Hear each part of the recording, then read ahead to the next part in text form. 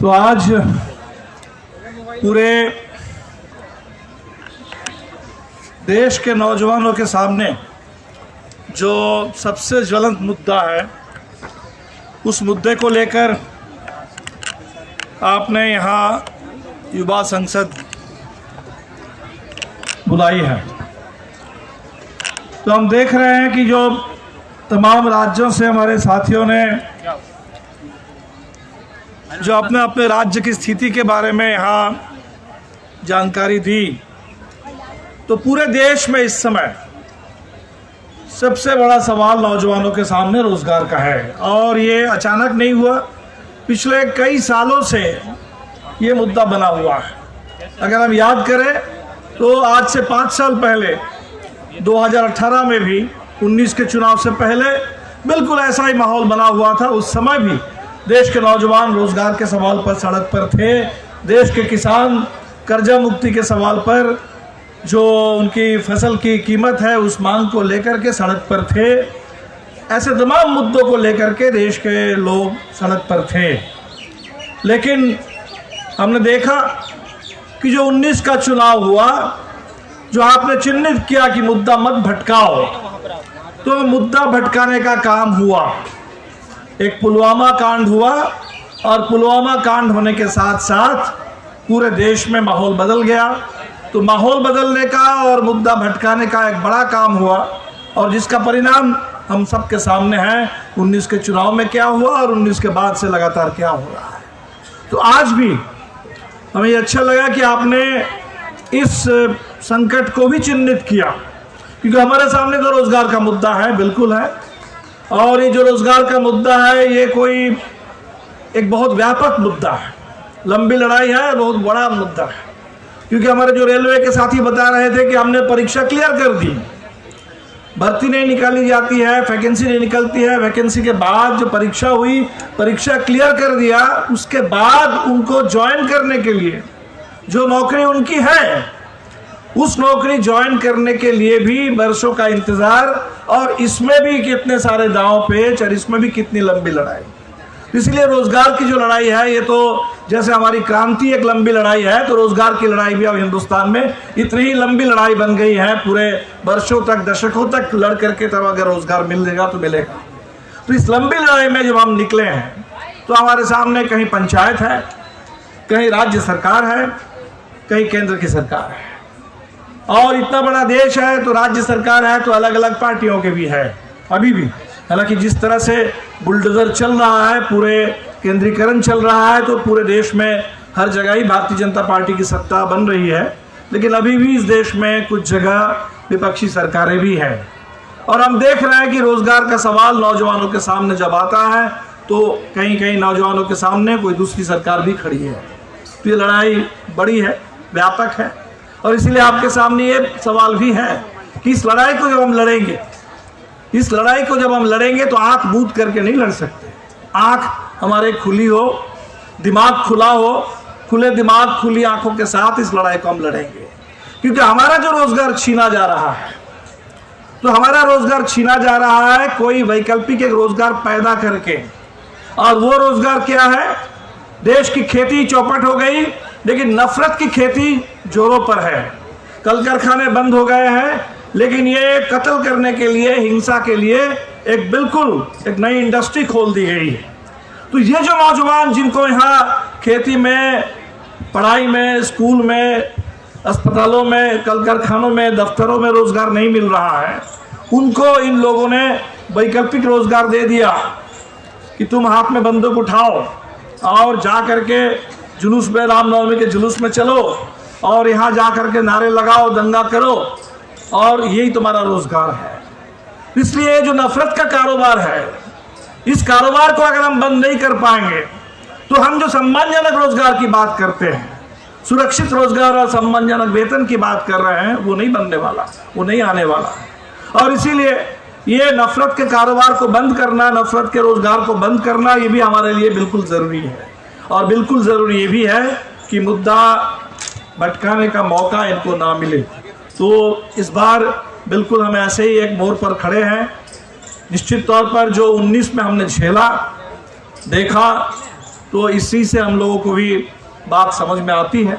तो इस बार देश में लोग थोड़ा पहले से ज़्यादा सजग है, और इसीलिए ये जो नारा भी आपने दिया, ये नारा भी यहीं से निकला है कि मुद्दा मत भटकाओ। सारे लोग कह रहे हैं कि रोज़गार पर अगर हमें लड़ना है तो निश्चित तौर पर जो भटकाने की कोशिश है, जो नफरत की खेती है, कारोबार है, इसके खिलाफ भी जम के लड़ना होगा। आप देख लीजिए कि क्या स्थिति बना दी गई। उत्तर प्रदेश में हम देख रहे थे कि बरेली में एक पुलिस के अधिकारी, एसपी, जो कानून के हिसाब से चलाना चाहते हैं, कानून का राज चलाना चाहते हैं, जब उन्होंने देखा कि किस तरह से वहाँ सांप्रदायिक माहौल पैदा करने की कोशिश हो रही है, किस तरह से पूरे गुंडागर्दी हो रही है, ये इस समय सावन के महीने में सारे कांवड़ यात्रा के नाम पर, तो उन्होंने वहाँ पुलिस ने अपना काम किया, और जब उन्होंने कुछ काम किया, उस पर काबू पाने की कोशिश की, तो उनको वहाँ से उनका तबादला हो गया।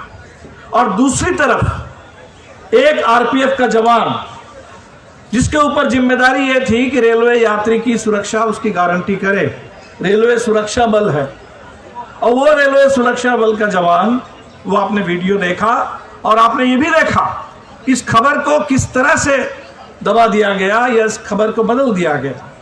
सच्चाई तो ये है कि वो आरपीएफ का जवान, अब वो जो भी उसके कह रहे हैं कि कुछ बहस हुई थी, तो बहस भी हो सकता है कोई राजनीतिक बहस ही हुई हो, और उस बहस के बाद वो जा कर के जब अपने पूरे ऊपर के अधिकार जो अफसर हैं, जो सब इंस्पेक्टर थे, उनको गोली से मारा। एक मीना जी थे शायद राजस्थान से, ये मारने वाला उत्तर प्रदेश का था, और 3 मुस्लिम जो वहाँ सफ़र कर रहे थे ट्रेन में, उनको भी मारा चुन चुन करके। क्योंकि जो लोग कह रहे हैं कि वैसे ही गोली चला दिया और 3 लोग मर गए, नहीं, ऐसा नहीं, अलग अलग कंपार्टमेंट में जा करके, कहीं B5 है, कहीं S6 है, कहीं पेंट्री कार है, वहाँ जा करके उसने मारा। और वीडियो साफ बता रहा है कि वो कह भी रहा है, वो ये कह भी रहा है मुसलमान लोगों के बारे में कि पाकिस्तान के से ऑपरेट होते हैं। ये मीडिया ने बताया, इस देश में अगर रहना है और वोट डालना है तो बस 2 ही आपके सामने है, मोदी और योगी। मोदी और योगी को वोट करना है। तो मोदी और योगी का नाम ले करके रेलवे के एक पूरे ट्रेन में ये कत्लेआम किया जाता है। और इसके बारे में अब रिपोर्ट ये आ रही है कि ऐसे ही किसी को उसको छुट्टी नहीं मिली थी, तो बड़ा टेंशन में था और डिप्रेशन में था, तो कभी डिप्रेशन कभी टेंशन कुछ बोल करके कर दिया जाएगा। तो आप ये जो पूरे देश की स्थिति बनी हुई है, इस स्थिति में हम रोज़गार के मुद्दे पर आंदोलन को तेज करना चाहते हैं। हमारे सामने मणिपुर की स्थिति है, बिल्कुल 3 महीने से वो प्रदेश जल रहा है, और 3 महीने से जब वो प्रदेश जल रहा है, जहाँ सैकड़ों की तादाद में लोग मरे हैं, सैकड़ों की तादाद में चर्च जला दिए गए हैं, हजारों के 10-20 हज़ार की तादाद में 60,000 से ज़्यादा लोग बेघर हैं, रिलीफ कैंप में हैं। और रिलीफ कैंप के भी बारे में जो रिपोर्ट अभी हमारे जो सांसद विपक्ष के इंडिया के सांसदों की जो टीम गई थी, उस टीम ने भी जो रिपोर्ट लाई है वहाँ से, तो उस रिपोर्ट में बिल्कुल साफ है कि इसमें भी कुछ ऐसे रिलीफ कैंप है जहाँ हो सकता है सरकार की ओर से कुछ मदद जा रही है। ज़्यादातर जो रिलीफ कैंप है, खासकर कुकी समुदाय के लोग जिस रिलीफ कैंप में हैं, वहाँ कहीं से सरकार की तरफ से किसी तरह का कोई प्रबंधन नहीं है, किसी तरह की कोई मदद नहीं है। वो बिल्कुल समाज और लोगों के जन सहयोग के आधार पर चल रहा है। और इस सवाल को लेकर के ना तो संसद में कोई बहस करने के लिए तैयार है, ना सुप्रीम कोर्ट में।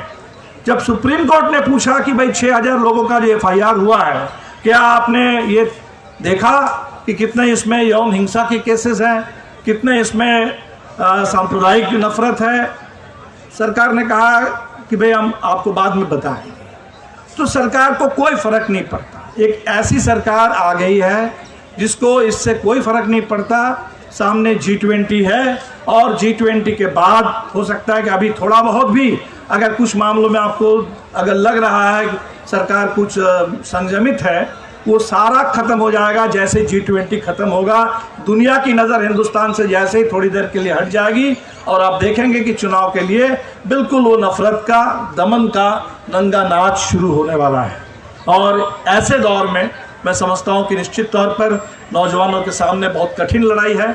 और इसीलिए आपने जब चिन्हित कर लिया कि हमें अपना रोज़गार भी पाना है रोज़गार के हक को हासिल करना है, सम्मानजनक रोज़गार और सुरक्षित रोज़गार और सम्मानजनक वेतन के साथ। हमें संविधान में जो आरक्षण का हक मिला है, जो प्राइवेट सेक्टर में नहीं मिलता है, तो रोज़गार के हर मोर्चे पर हमें आरक्षण का पूरा अधिकार लेना है। और जो मांग अभी उठी है पूरे देश में, जो एक कास्ट सेंसस की भी मांग उठी है, और वो सेंसस अगर हो तो आरक्षण के ऊपर जो आपने जो सीमा लगा दी है उस सीमा को भी ख़त्म करो और लोगों को बिल्कुल ज़रूरत के हिसाब से आरक्षण मिले पूरे देश में। ये अधिकार को लेके भी आगे बढ़ना है, तो हमारे लिए बिल्कुल ज़रूरी है कि हम राजनीतिक तौर पर भी बिल्कुल सजग रहें, सचेत रहें। और हम जो नौजवान सजग हैं और सचेत हैं, हमारे ऊपर ये अतिरिक्त जिम्मेदारी है। जिस गांव से आप आए हैं यहाँ, उस गांव में जब लौट करके जाएंगे, उस मोहल्ले में जब लौट करके जाएंगे, अपने अगल बगल में, आस पड़ोस में तमाम लोगों को सचेत करना, उनको इस समय जगा के रखना, ताकि हम कहीं भी इस चक्कर में ना आ जाए। ये जो मुद्दा भटकाने की साजिश है, नया कोई पुलवामा आपके सामने थोपने की जो कोशिश हो रही है, इस दौर में भी, कठिन दौर में भी हम लोग जगे रहें और पूरे देश को, देश के लोकतंत्र को, संविधान, इसकी हिफाजत करने का जो जिम्मेदारी हमारे ऊपर है, जो सरकार के ऊपर तो कोई जवाबदेही सरकार की नहीं है, लेकिन हम जिम्मेदार हैं। हमारे ऊपर इस देश की एक जवाबदेही है, इस जनता की एक जवाबदेही हमारे ऊपर है। जो नौजवान खास तौर पर लाल झंडे के साथ भगत सिंह और अंबेडकर का नारा लेकर के, नाम लेकर के जो आप मशाल जला करके चल पड़े हैं, आपके ऊपर बहुत ज़्यादा जिम्मेदारी है। हम बस यही आपसे अपील करेंगे और आप पर ये भरोसा है कि आप अपनी जिम्मेदारी ज़रूर निभाएंगे और इस यूथ पार्लियामेंट के संदेश को देश के हर कोने तक ले जाएंगे। और आने वाले दिन में एक बहुत बड़ा, जो हम सब लोग सोचते हैं कि शायद अभी भी जो हम नौजवानों का जो आंदोलन है, इसमें जो भागीदारी हो रही है, इससे भी ज़्यादा जब भागीदारी होगी, इससे भी ज़्यादा बड़ी तादाद में जब हम नौजवानों को गोलबंद कर पाएंगे, तब एक लड़ाई और बढ़ेगी। और तब हमारे जो भटके हुए नौजवान हैं, जिनको वो आपके रामनवमी के जुलूस में या तरह तरह के धार्मिक आयोजनों में एक उग्र राष्ट्रवाद का नारा दे करके हमारे ही दूसरे साथियों के खिलाफ, कहीं आम मुस्लिम लोगों के खिलाफ, कहीं इस देश के लाल झंडे के ट्रेड यूनियन करने वाले मजदूर नेताओं के खिलाफ, कहीं किसानों के खिलाफ, कहीं महिलाओं के खिलाफ जो नौजवानों को भड़काया जा रहा है, उस हिंसा में उनको झोंका जा रहा है, उन नौजवानों को भी बचाने का, उनको भी समझाने का, ये भटके हुए नौजवानों को भी एक सही रास्ते पर लाने का भी काम हमारा है। वो भी एक वैचारिक संघर्ष है, वो भी एक सामाजिक संघर्ष है, वो भी एक पूरे संगठन और आंदोलन का एजेंडा है। और हम उम्मीद करेंगे कि आप इस पूरे एजेंडे के साथ इस सफल जो यूथ पार्लियामेंट आपने किया आयोजित, इसके संदेश को देश के हर कोने में ले जाएंगे और इस आंदोलन को आगे बढ़ाएंगे।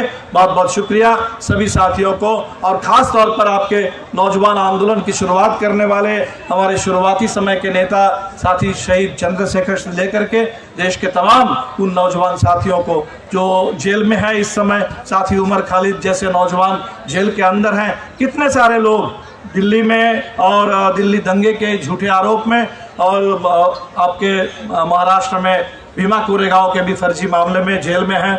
जेल में जो साथी बंद है, उन सभी साथियों की रिहाई की मांग करते हुए और सभी को लाल सलाम पेश करते हुए मैं अपनी बात खत्म कर रहा हूँ। इनकलाब जिंदाबाद।